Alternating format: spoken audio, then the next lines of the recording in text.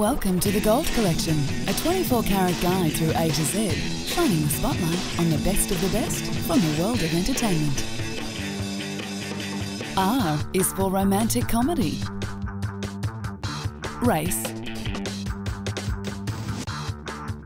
revenge, robbery, reality TV, rags to riches, robots, and more.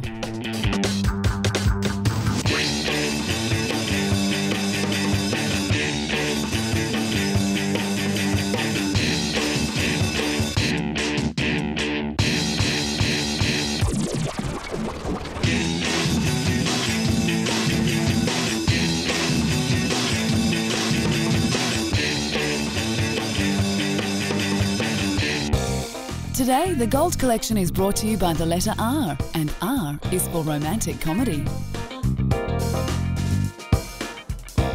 Our first film to make you fall in love is 2 Weeks' Notice, starring Hugh Grant and Sandra Bullock. The romantic comedy veterans teamed up for the first time for the tale of a spoilt rich boy who doesn't realise he's met the girl of his dreams until it's almost too late. In the story of a man who had the woman of his dreams. You love him. I love him. You love him. I love him. You love him. I love him. Okay, come on, your turn. And never even noticed. Of course, what follows is a hilarious film about an unusual relationship. Right. Don't know where that came from. 2 Weeks' Notice. Next up on our romantic comedy list is the Jennifer Lopez vehicle, Made in Manhattan. Dirty. In Made in Manhattan, Oh, Lord, Lopez plays on your Marissa, face. a hotel maid whose life is transformed by a rich and handsome senatorial hopeful by the name of Christopher Marshall, played by Ralph Fiennes. Like we did when we first met. After fate steps in and throws the unlikely pair together for one night, one question remains. In the same vein as Cinderella, will he still love her once he finds out her true identity? You're beautiful. Finally, there's Love Actually. Love Actually follows different couples meeting and falling in love. Some emerge from sad circumstance, others are hysterically funny. 20 years ago, you'd have been just his type. I'm in love. Aren't you a bit young to be in love? No. Oh, okay. The film sports a stellar ensemble cast, each of whom brings their own acting skills to the warm, fuzzy, romantic comedy film.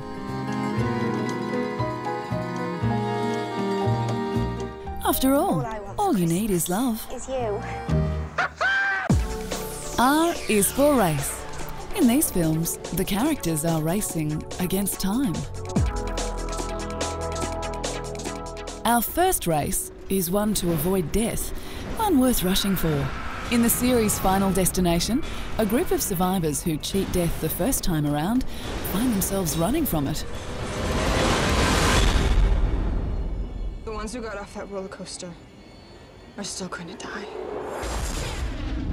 Unless we can figure out how to stop it. In the third film, student Wendy fails to stop her friends riding a roller coaster she predicted would crash.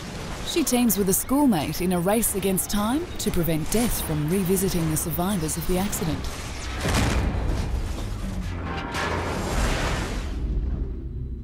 Hong Kong star Andy Lau and veteran actor Felix Wong starred in the 2005 film Wait Till You're Older. The award-winning actor plays Kwong, an unhappy 12-year-old boy who goes to sleep and wakes up a grown man. Plunging into the adult world, Kwong, the angry young man, is ready to take revenge on his parents. But then he realises the harsh truth. His growth rate isn't stopping, and the story turns into a race against time to do the right thing. 才3天，比我想象的老得快。哟。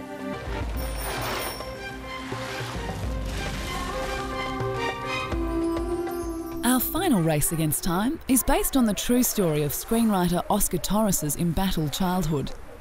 Innocent Voices is the story of one 11-year-old boy's fight to survive in El Salvador. Shava is faced with the impossible choice of joining either the army or the rebels.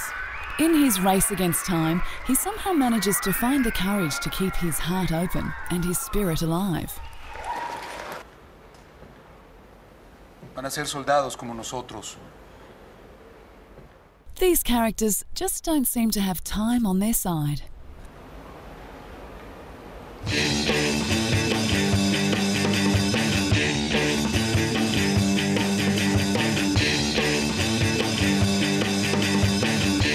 R is for revenge, because some scores need to be settled.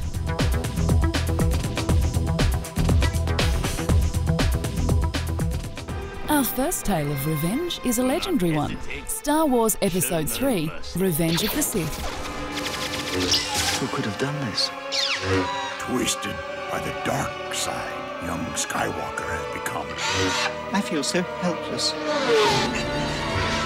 Complete with lightsaber duels, epic space battles, and wild-looking aliens, Revenge of the Sith also deals with the Sith seeking revenge.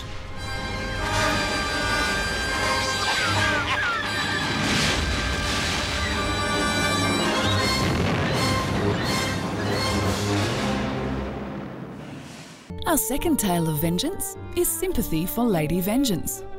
The cleverly spun plot involves a woman released from prison after serving a 13-year sentence for a kidnapping she confessed as hers.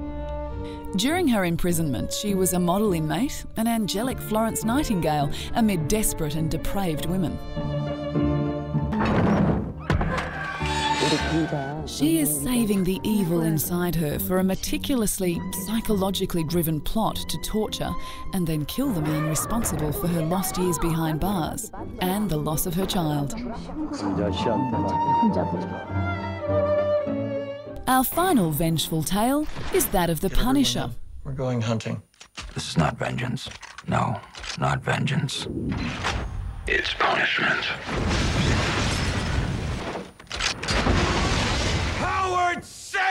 After his family is killed, Frank Castle decides that the law cannot appropriately punish those who have done him wrong. He becomes the judge, jury and executioner, or as he likes to call it, the Punisher. Call me the Punisher. For the Punisher, revenge is sweet. Oh! Shouldn't play with knives. R is for robbery, and if everyone just remains calm, no main characters will get hurt.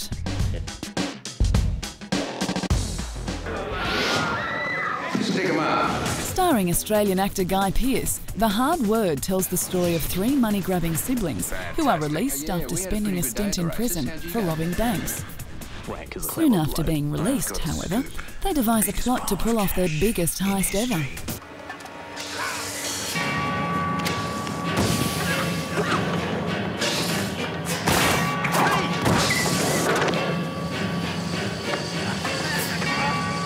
When it all goes wrong, the brothers discover the full extent of a friend's treachery and break away in a hijacked car. The movie Cradle to the Grave combines the power and beauty of Eastern martial arts, the grittiness of Western street fighting, and breathtaking stunts in their mission to complete a complex robbery. The movie is the third of the trilogy of films made by Joel Silver. It stars Jet Li as the Taiwanese intelligence agent Sue, who clashes with streetwise urban entrepreneur Tony Fate. After pulling off a complex robbery, Fate comes fist to fist with Sue, who has pursued the Black Diamonds halfway around the world. Spike Lee's film Inside Man stars some of Hollywood's most celebrated actors. Denzel Washington, Clive Owen, Jodie Foster and Willem Dafoe join forces in the thriller about a perfect robbery that goes horribly wrong. Back up! Back up! One jumbo jet with full gas tank and pilots at JFK parked in the runway. We give you till 9 p.m. to do this, then we'll kill one hostage every hour. Till I talk to them, they get nothing, not even a cup of coffee. Tough New York police detective Fraser, played by Washington, is sent to solve the situation, and a game of cat and mouse begins. Interests are protected. Just let everybody stay calm, okay? Don't I sound calm to you?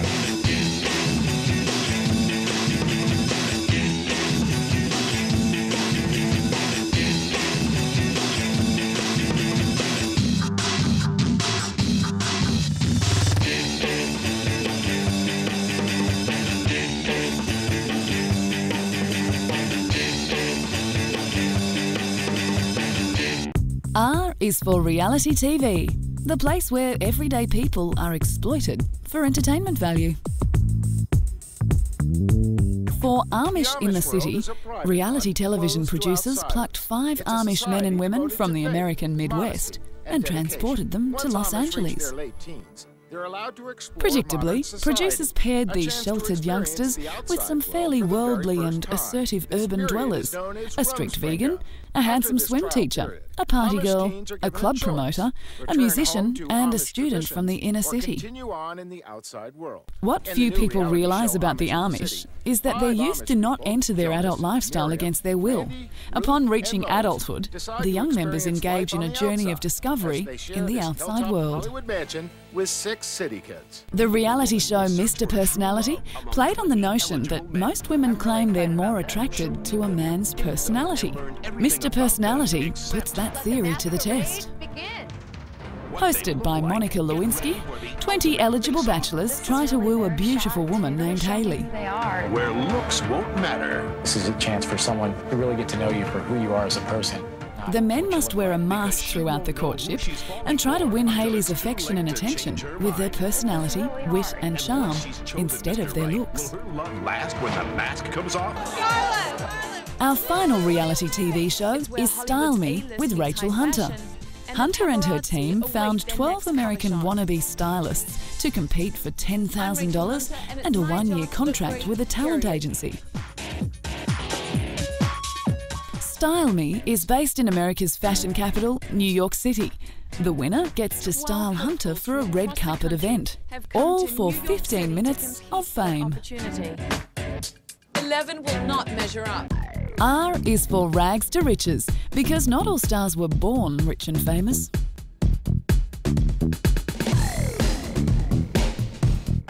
James Bond actor Sean Connery didn't set out to become a star. After he spent 3 years in the British Navy, he had a string of odd jobs. He was a bricklayer, a lifeguard and a milkman. It was his hobby that actually kicked off his career in entertainment. Sean's weightlifting allowed him to represent Scotland at the Mr. Universe contest.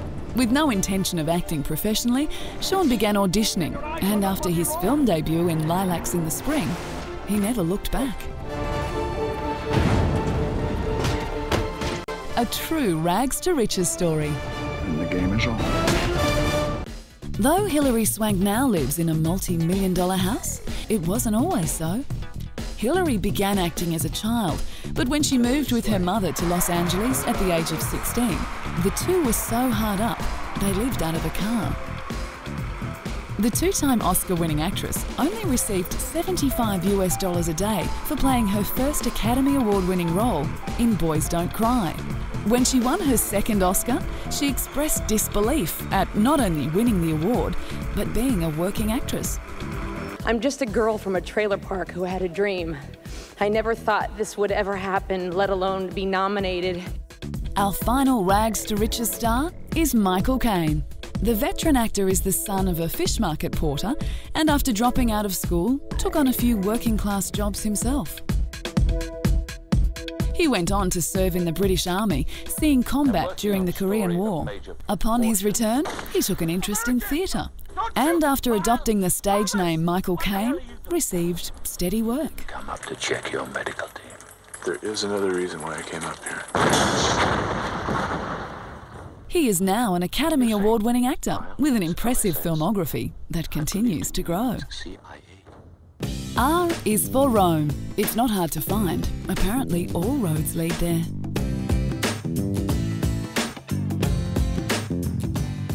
Gregory Peck and Audrey Hepburn found their way there for Roman holiday. You'll have a fit. What would they say if they knew I'd spend the night in your room? Well, I tell you what, you don't tell your folks and I won't tell mine. It's a pact. In the film, Hepburn played a princess in search of an adventure, while Peck played a reporter in search of a story. Over their 24 hours of freedom, the two fall in love. Well, champagne per la signorina and cold coffee for me. Va bene, signore. Must be quite a life you have in that school. Champagne for lunch. Our second story set in Rome is the Academy Award-winning Gladiator. In the film, Russell Crowe plays Maximus, who, after escaping an ordered execution, is taken into slavery and trained as a gladiator. My name is Maximus Decimus Meridius, commander of the armies of the North, general of the Felix Legions, loyal servant to the true emperor, Marcus Aurelius. When he reaches Rome, he becomes involved in a plot to overthrow the emperor. When in Rome, and I will have my vengeance. Our final tale set in Rome is the television series Rome. While most of the series is fictional, it does contain historical figures like Caesar, Pompey, and Mark Antony. The 12-part miniseries tells the story of two ordinary Roman soldiers who unwittingly become entwined in the historical events of ancient Rome. For the first season, the show apparently used 5 acres for their outdoor sets, which at the time was considered the largest standing set in the world. No doubt, like the city, the set for Rome wasn't built in a day either.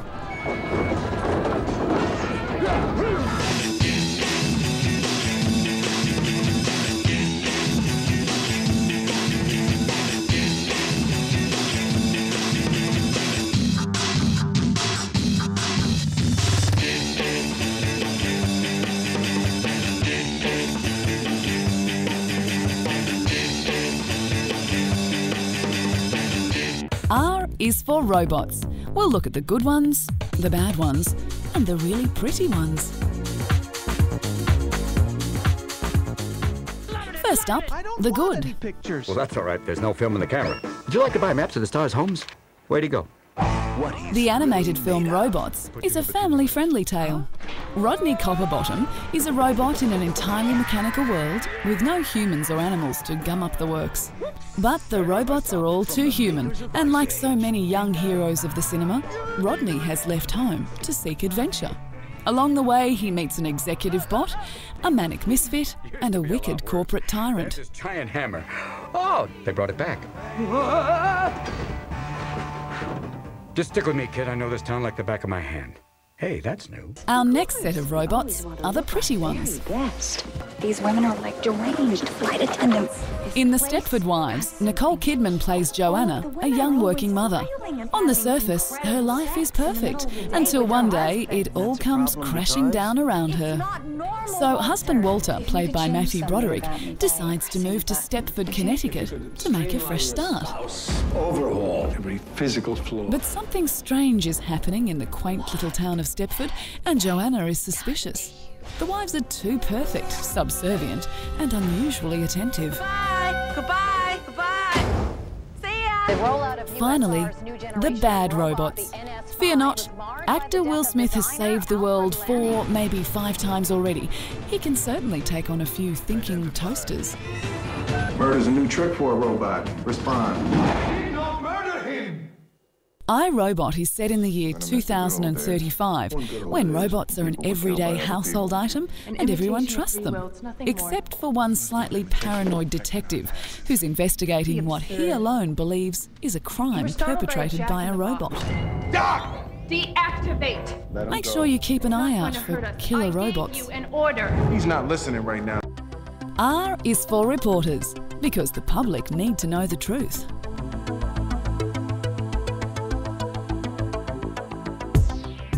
Based on a true story, the film The Guys tells of journalist Joan, played by Sigourney Weaver, who is trying to help a grieving firefighter, Nick, write eulogies for his friends killed at the World Trade Center on September 11, 2001. Numb with shock and grief, Nick is at a loss for words, and Joan helps him get through his pain. In getting Nick to start telling her about his lost comrades, she finds descriptions and revelations she can then weave into coherent eulogies. We had this motto, follow me. The Guys is about how they collaborate to draw human portraits that help them come to terms with that horrible day. Extraordinary situation. Another on-screen reporter is perhaps one of cinema's most famous. I'm talking, of course, of Clark Kent. How you doing? Jimmy Olsen, photographer. Oh, hi, it's Clark Kent. Nice to meet you. Coming and going. And who could forget his love interest, Lois Lane. While Clark becomes Superman when the world is in trouble, during the day, he's a mild-mannered reporter for the Daily Planet. Working as a reporter helped Clark investigate the bad guys and disappear at a moment's notice without anyone becoming the least bit suspicious. Peter Pan flew with children, Lois, in a fairy tale. Our final reporter is played by Angelina Jolie in Life or Something Like It. Jolie plays Lainey Kerrigan, a reporter who obnoxiously makes no bones about how perfect her life is. What with her star job at a Seattle television station, her status-enhancing romance with baseball slugger Cal, fabulous wardrobe and sleek apartment, and an even sleeker platinum blonde mane. Lainey is upset when noted street savant Prophet Jack tells her she will die. It's a shame she doesn't have any superpowers. There's no end. I am not going to die. R is for rabbits. Cute, cuddly, and up to no good.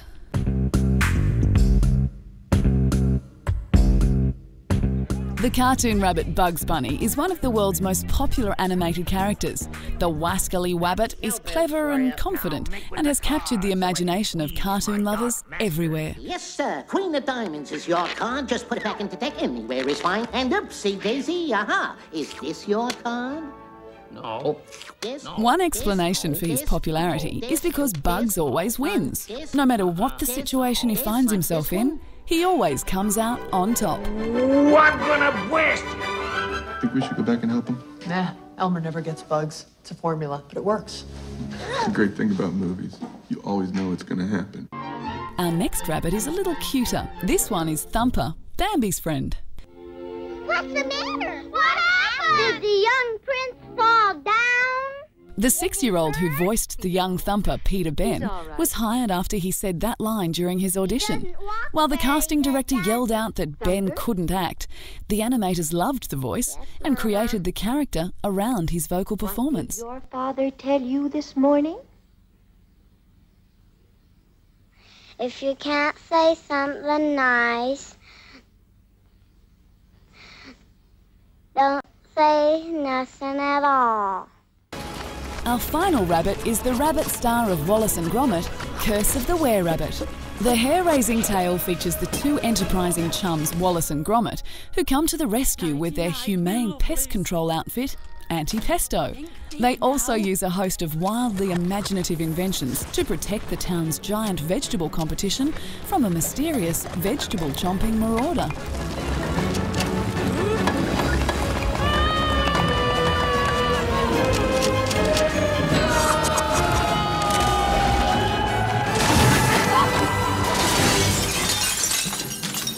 That's all we've got time for. Next time on The Gold Collection, we'll set sail for the letter S.